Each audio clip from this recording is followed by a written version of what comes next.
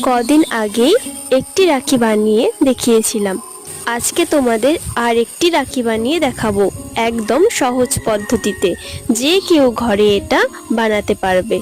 যেমন তোমরা ভিডিওতে দেখতেই পেলে, একটা চৌকো কার্ডবোর্ডের ওপরে সুতোটাকে পুরো পেঁচিয়ে নিয়েছি। এখানে তোমরা যে কোনো সুতো ব্যবহার করতে পারো, আর তোমাদের ইচ্ছে মতো যে কোনো কালারের সুতো নিতে পারো। এখানে আমি ডিজাইনটা একদম সিম্পল রাখার চেষ্টা করেছি।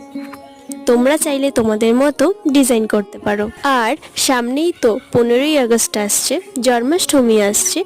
তোমরা কেমন ধরনের ভিডিও দেখতে চাও আমাকে অবশ্যই বলো, আমি সেইগুলো বানানোর অবশ্যই চেষ্টা করব। আজকের এই রাখি বানানোর ভিডিওটা তোমাদের কেমন লেগেছে সেটা আমাকে অবশ্যই জানিও।